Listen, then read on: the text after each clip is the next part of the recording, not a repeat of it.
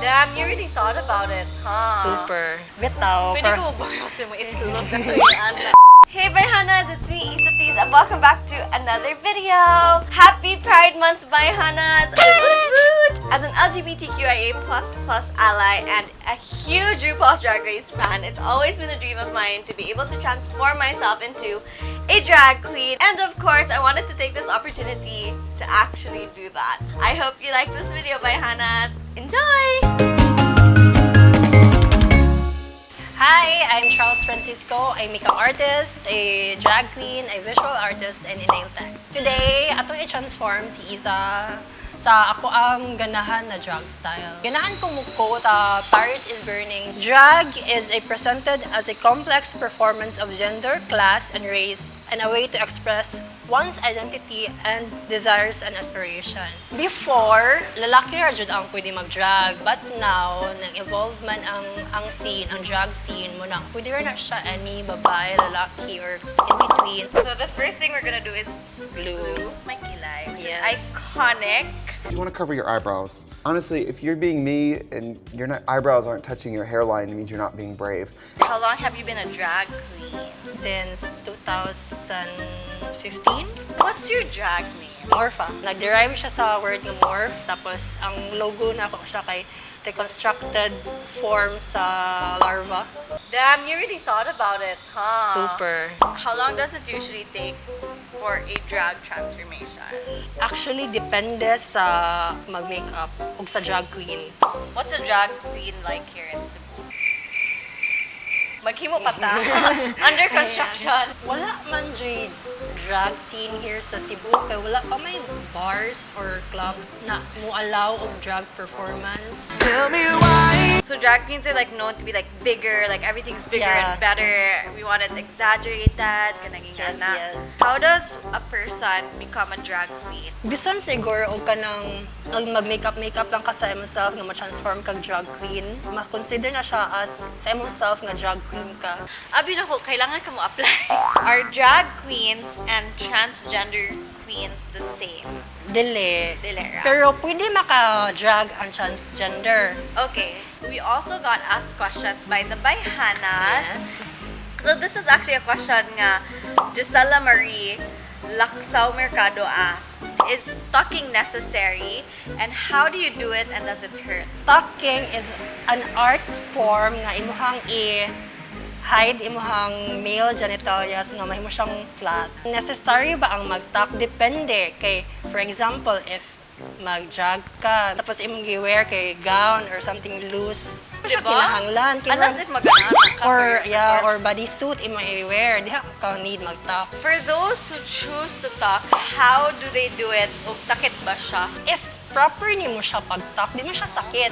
Weird lang siya at first kay imuhang male part kay murag dili siya mo anak usually. First kay di ba sa ang duha ka balls kay mo siya ipa-up. Na siya space here nga murag enough siya nga murag masud nimo ang imong duha ka balls.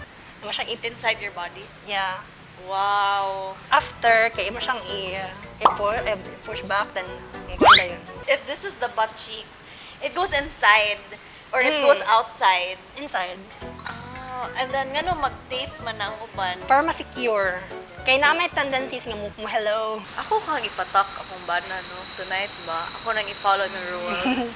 Bitaw. Pwede ko ba kasi mo itulog na tuyaan na? Oh my God, I'm excited! So this question is from Weng Solidom Dulin. Can drag queens still be attracted to other women?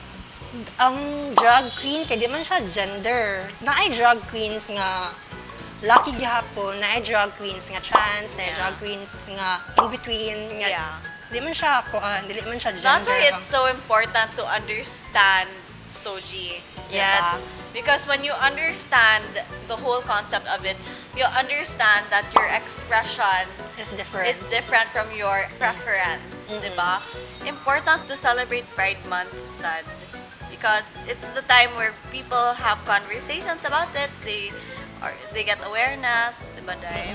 Okay, next question for you. Sige ko. It's from Mary Rose Lucinario. Sangta na siya, if na ba ko ni right makeup and skincare na gamiton sa mga drag queens for their performances? Ani ra niya, imo na siyang technique kung saan mo paggamit sa products. Okay, for example, nindot imo ang products, niya kuan niya. Wala kay right technique or wala kay skill set para magbuhat, di gyapon siya ma-achieve. Yeah. So- What I tawag sa know how to use your equipment. Charot. yes.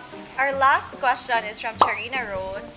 Is it rude to ask them about their gender identity? I am so curious because there are also straight men doing drag for a long time. Actually, mo siya ang proper thing to do nga imong ipangutana. Kaysa mag-assume ka sa ilahang gender, okay. mas makuan na, mas maka-offline na noon ka. When a drag queen is in drag na, is she immediately considered a she? For me ha, kay mas better if imo siyang i-call sa iyang drag name, then na lang. mo ask ka sa ilahang kuan preferred nga. Mas better na lang gid mangutan na day no para way pakyasay ba. Yeah, better siya, nya di man siya maka-insult if mangutana ka. Yes. Bayhana, sumanakog makeup ni Iza. Here's Iza Bilat. Hi everyone, it's me, your newest drag queen, Issaplease.